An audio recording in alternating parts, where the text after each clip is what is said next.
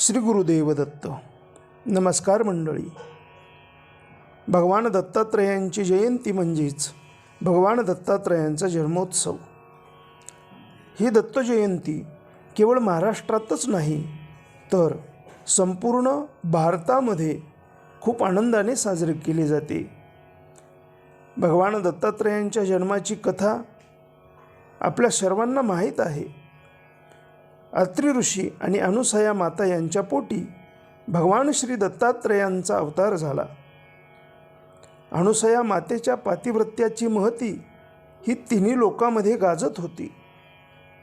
तीच कीर्ती श्री नारद महर्षींच्या माध्यमातून पार्वती माता, लक्ष्मी माता आणि सरस्वती माता यांच्या कानावर गेली. ज्या वेळेला अनुसया मातेच्या पातिव्रत्याची ही कथा ऐकली त्यावेळेला या तिन्ही देवपत्न्या ईर्षेने पेटून उठल्या. त्यांनी सांगितलं, आमच्याशिवाय या जगामध्ये कोणीही श्रेष्ठ पतिव्रता असू शकत नाही. आणि म्हणून ब्रह्मा, विष्णू आणि महेश यांना अनुसया मातेची परीक्षा घेण्यासाठी आणि तिचे सत्व हरण करण्यासाठी या तिन्ही देवपत्न्यांनी या तिन्ही देवांना पाठवले. ज्या वेळेला ब्राह्मण वेश घेऊन ब्रह्मा, विष्णू आणि महेश हे अत्रि ऋषींच्या आश्रमामध्ये आले त्यावेळेला त्या आश्रमाची काय सुंदरता होती. त्या ठिकाणी वाराही मंद मंद वाहत होता. सूर्यही आपली किरणे आल्हाददायक देत होता. पाऊस पडावा तर तोही मंद मंद पडावा.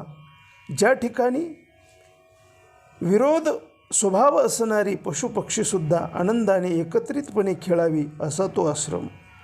त्या आश्रमामध्ये ज्या वेळेला ब्रह्मा, विष्णू आणि महेश हे तिन्ही देव आले, ब्राह्मण वेशामध्ये आलेले या देवतांनी अनुसया मातेकडे विवस्त्र होऊन भोजन देण्याचा घाट घातला.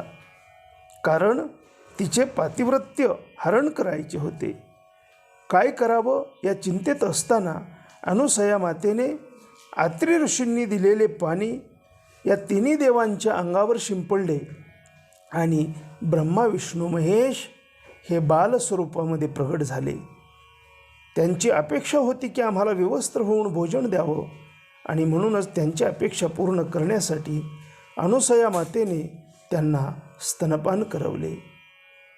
याच रूपाने भगवान श्री अवधूत दत्तात्रयांचा अवतार या ठिकाणी अत्रि ऋषी आणि अनुसया माता यांच्या आश्रमामध्ये झाला.